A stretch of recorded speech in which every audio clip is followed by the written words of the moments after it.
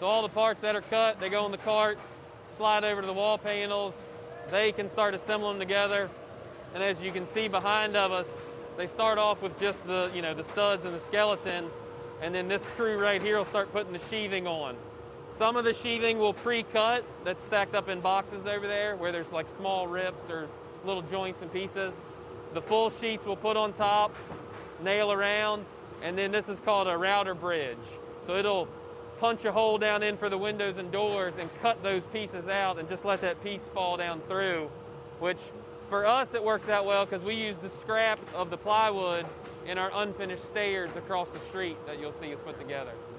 So any fully carpeted stair or unfinished basement stair that's normally just pine, unfinished raw wood, that'll be a plywood riser and then a pine tread on top of it. And then we have the oak, the stained grade or paintable oak and white risers for the main stairs or the finished stairs going up.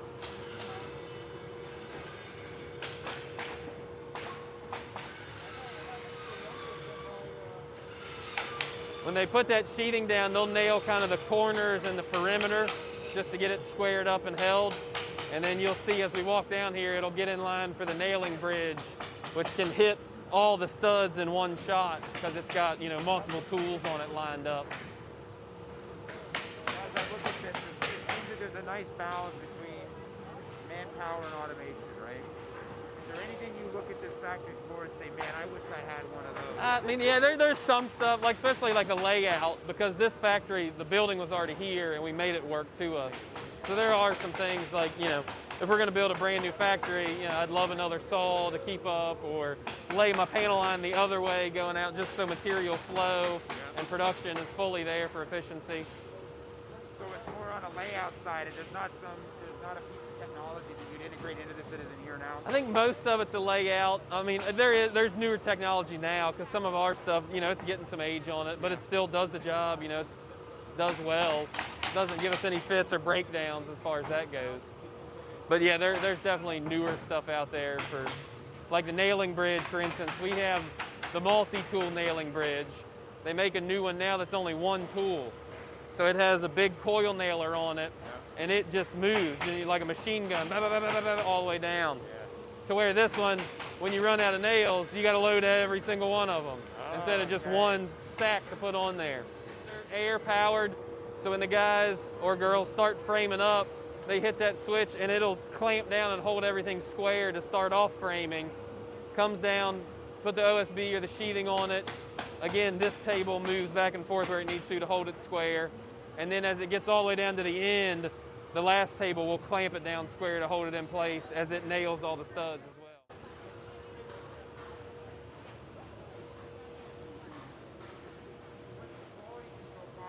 Factory, so I mean, obviously things have been running for a while, but you've got to go through and spot check things. How's that work? There's a line lead, a supervisor for each spot. Like the panel guy, his name's Jeff Kearns. He sits up towards the top, keeps paperwork straight, and he goes through and checks how things are going through. Has a little checklist, make sure things done right. And then there's another person for the back side of the factory that does the trusses, the roof and floor trusses. Same thing. He keeps track of the paperwork, makes sure everyone's on pace where they need to be, and random quality checks all the stuff that's built. We also have a third-party company that does a truss plate institute. So we have inspectors here that are on staff that'll pull 5 to 7% of the trusses out and inspect the plate placement, make sure it's the right size plate, it's square, the teeth are embedded right, everything looks good. Keeps all those inspections on file. And then our outside inspector will come in once every quarter, do his own inspections, and check over our paperwork to make sure everything's in line as well. Yep. So then back here behind of us, this is just where the nailing bridge takes place. Up front, they do the perimeter and the edges to hold everything down for the sheathing. This will go through and hit all the stud members down through there.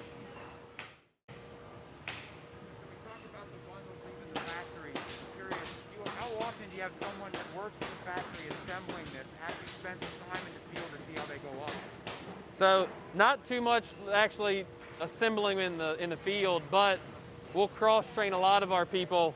So the guys that are making these bundles have been in the yard before too, loading trucks, seeing what makes sense the best way there as well. And our designers that make that bundle sheet, they'll go to the field every so often. When we do our frame walks for new products, we'll meet the framer out there and the superintendent, construction manager, and make sure if there's any issues, we can talk about it and discuss it, and then bring that back in and get it fixed up as well. It doesn't just look good on paper. You're actually seeing how these guys are using it. Yeah, It makes a lot of sense. Yeah, and all of our construction managers are, open communication directly to myself or the design team. So if they have an issue or see something that could work better, they'll pick up the phone and call us, and we'll work it out. Rough opening needs to be a half-inch bigger because I'm having trouble. Again, that's kind of the main spot for your wall panels. He took that bundle out.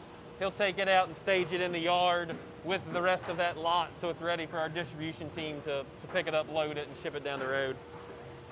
We do have all our own distribution in-house as well, so all of our CDL, tractor and trailer drivers and box truck drivers are all Van Meter employees, loading up their trucks, delivering it to the field as well. So, do you have your own craning operation too, or not yet? We don't have our own craning operation. The framing company that we use, they're a sub-crew, but they have their own cranes in-house and the forklifts on the site for us. So just, again, that tight communication, saying, hey, we're delivering this day, and they'll be ready with the material there, equipment rather, there to take the shipment. And then is that the same team you'll have setting the cartridges, or are you going to work with a different team on the cartridges? That team will be setting the cartridges, and then we have a kind of a specialized modular team that will get in as well. To help with the marrying and everything. Help us out, kind of more of the boss men running around to give us the knowledge of what to do on some of the things.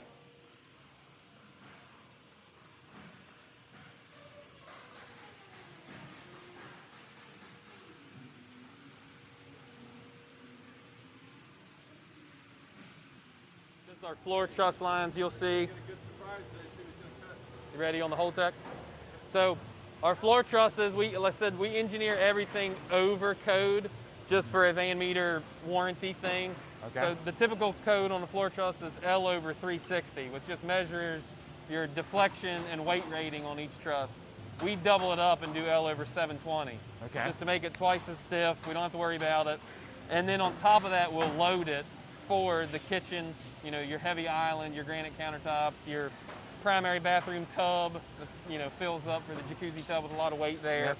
So all those areas will load up and be ready for that extra dead load weight on top of it.